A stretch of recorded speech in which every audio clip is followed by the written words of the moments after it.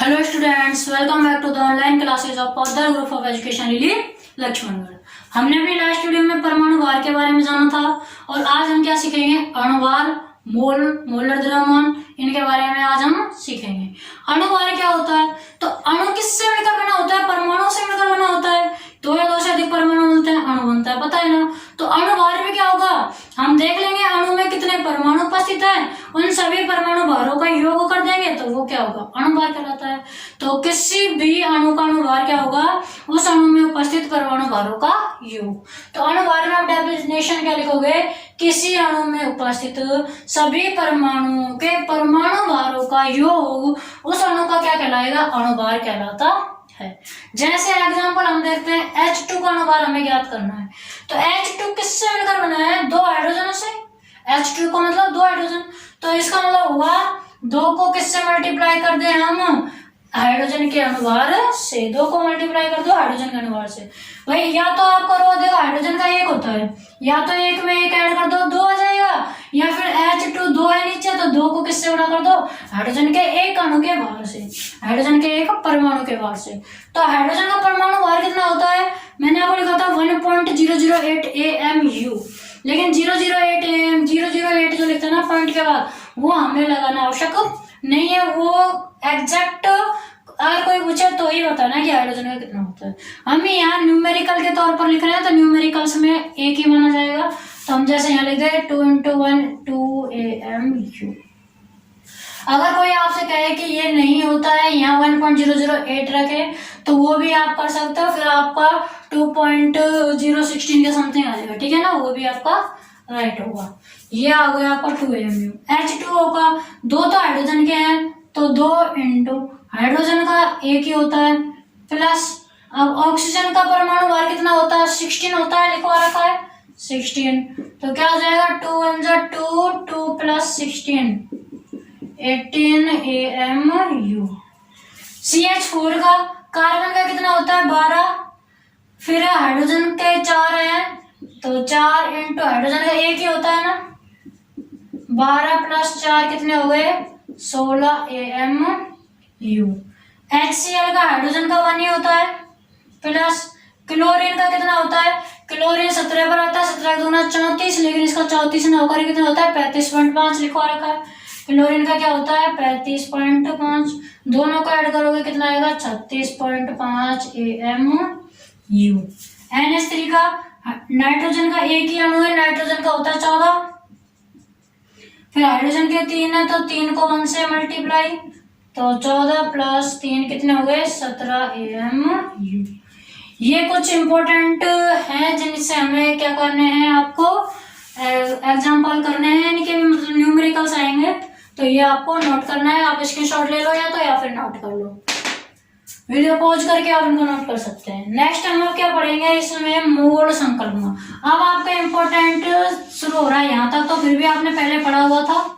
अब आएगी मोल संकल्पना, मोलर द्रव्यमान और आपके न्यूमेरिकल्स, समान ताप एवं दाब पर आयतन। देखिए नेक्स्ट है आपके मोल संकल्पना की। मोल संकल्पना क्या होती है? नेक्स्ट टॉपिक है आपका मोल संकल्पना। मोल संकल्पना में हम क्या लिख सकते हैं? किसी पदार्थ के एक मोल में अणुओं की संख्या, किसी पदार्थ के एक मोल में अणुओं की संख्या कितनी होगी? वही तुलनात्मक है इसमें भी, कार्बन के 12 ग्राम परमाणु में उपस्थित परमाणु के संख्या के बराबर। एक मोल में उपस्थित अणुओं या परमाणुओं की संख्या कार्बन के 12 ग्राम भाग में उपस्थित अणु या परमाणु की संख्या के बराबर होती है, के बराबर होती है। किसी पदार्थ के एक मोल में अणुओं या परमाणुओं की संख्या, अणुओं या परमाणु, अणु या परमाणु की संख्या कार्बन के 12 ग्राम भाग में उपस्थित अणु या परमाणु की संख्या के बराबर होती है। और अवोगाद्रो के अनुसार, अवोगाद्रो के अनुसार पदार्थ के 1 मोल में उपस्थित अणुओं की संख्या बराबर 6.023 × 10⁻23। ठीक है ना, जिसे अवोगाद्रो संख्या कहते हैं, जिसे अवोगाद्रो संख्या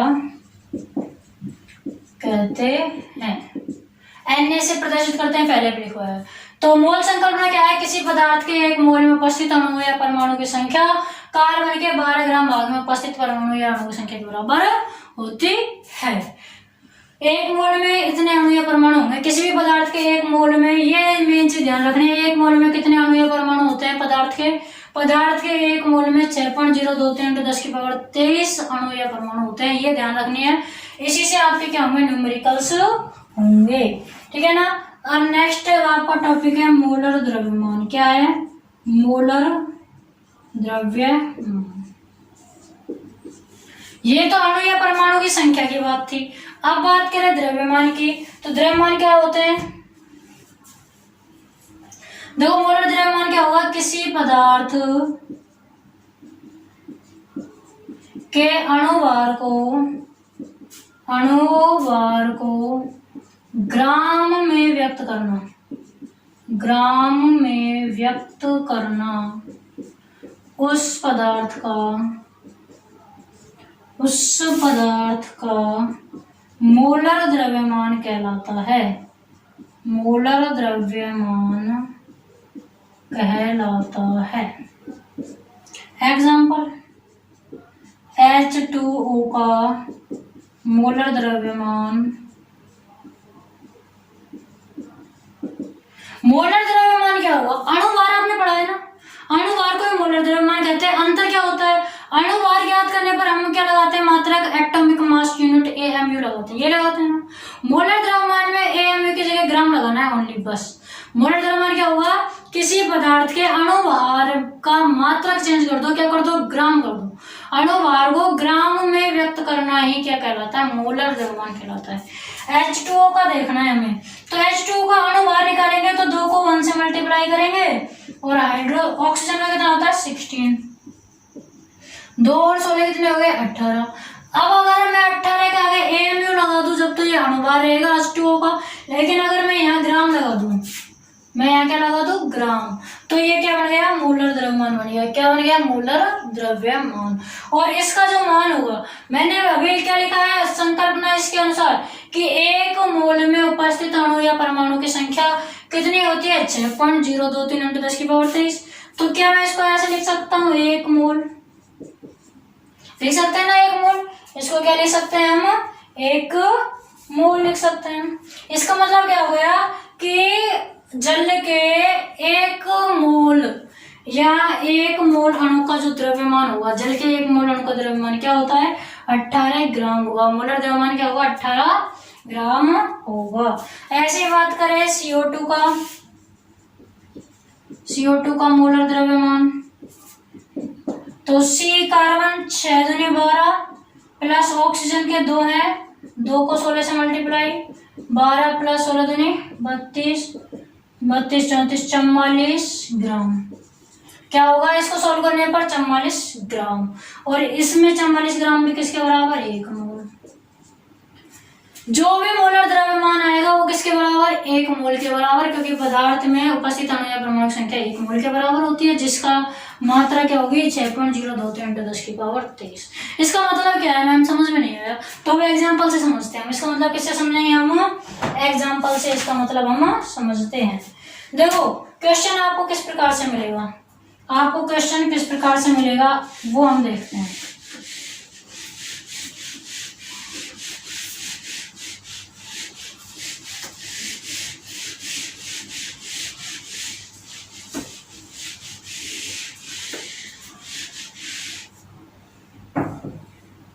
जो क्वेश्चन है, जल के 1.8 ग्राम में अणु या परमाणु की संख्या बताइए। 1.8 ग्राम में अणुओं की संख्या बताइए। जल के 1.8 ग्राम में अणु की संख्या बतानी है, तो पहले हमें जल का मोलर द्रव्यमान देखना है। क्या देखना है सॉल्यूशन में? जिसका पूछे उसका मोलर द्रव्यमान निकाल लो। जल का मोलर द्रव्यमान क्या होगा? जल का मोलर द्रव्यमान 2H2। जल का सूत्र क्या होता है? H2 तो होता है, तो 2 × 1 + 16 यानी कि 18 ग्राम। और जो मोलर द्रव्यमान आता है वो किसके बराबर होता है? 1 मोल के बराबर होता है। पता है ना किसके बराबर होता है? 1 मोल। मतलब कि 18 ग्राम में 1 मोल उपस्थित होंगे। 1 मोल में कितने अणु होते हैं? 6.023 × 10⁻23। तो हम इसमें क्या लिख सकते हैं? अर्थात हम इसमें लिख सकते हैं कि जल के 18 ग्राम द्रव्यमान में अणुओं की संख्या बराबर 1 मोल। या 1 मोल बराबर क्या होता है? 6.023 × 10⁻23। यही तो होता है, लिख सकते हैं 6.023 × 10⁻23। 1 मोल का मान यही होता है। अवोगाद्रो संख्या लिखाई थी आपको। 1 मोल में लिखकर आप इसको भी लिख सकते हैं, लेकिन याद रहे आपको कि कैसे आया, इसलिए मैंने यहाँ लिख दिया। अब हमें देखो 18 ग्राम में पता लग गया कि 18 ग्राम में इतनी होती है, तो हम 1.8 ग्राम में निकाल सकते हैं ना। इसलिए जल के 1.8 ग्राम द्रव्यमान में अणुओं की संख्या बराबर क्या होगी? अणुओं की संख्या यहाँ क्या लिखना है? अणुओं की संख्या बराबर तो क्या होगी? जो यहाँ होती है उसको ऊपर लिखते हैं 6.023 × 10⁻23 बटे जो इसी में ऊपर यहाँ लिखा होता है उसको नीचे किए होंगे, चूंकि इसलिए से मैथ में सवाल यहाँ वाला हमेशा ऊपर आएगा और ये नीचे आता है। और जिसकी ज्ञात करनी होती है उससे क्या करते हैं? गुणा। 1.8 से ज्ञात करनी है तो 1.8 से क्या करना है? इसको मल्टीप्लाई। कैसे सॉल्व करेंगे? 6.023 × 10⁻23/18। इसका हम पॉइंट हटाएंगे तो नीचे 10 लग जाएगा क्या? जितने अंकों बाद पॉइंट होता है ना उतनी जीरो नीचे लगती है, तो 10 लग गया। ये 18 से 18 क्या हो गया? कैंसिल हो गया। 6.023 × 10⁻23 -1 क्यों लगाया? जब इस जीरो को ऊपर लेके जाते हैं, जब 10, 100, 1000 या फिर 1,10,000 इनमें जितनी भी जीरो है इनको अगर ऊपर लेके जाएंगे तो माइनस में हो जाती है, और अगर इनको नीचे लेके आते हैं तो अगर यहीं पर गुणा होती, देखो ऐसे होता है, यानी 10⁻2 × 10⁻3, जब तो ये होती है 10⁻5 फॉर्मूला होता है, ये दोनों क्या होते हैं? जुड़ जाती हैं। और अगर ऐसे 10⁻3 बटे 10⁻2 भागित में हो तो फिर क्या होगी? कम होंगी, फिर आपका आंसर क्या आएगा? 10 ही आएगा। ठीक है, तो ऐसे ही यहाँ पर भी एक पावर क्या हो जाएगी? आपकी कम हो जाएगी। तो क्या आएगा आंसर? 6.023 × 10⁻22। यह आपका आ गया 1.8 ग्राम में अणुओं की संख्या। इस प्रकार से क्वेश्चन होता है। ऐसे ही एक नेक्स्ट क्वेश्चन और कर लेते हैं हम। एक और क्वेश्चन देखो,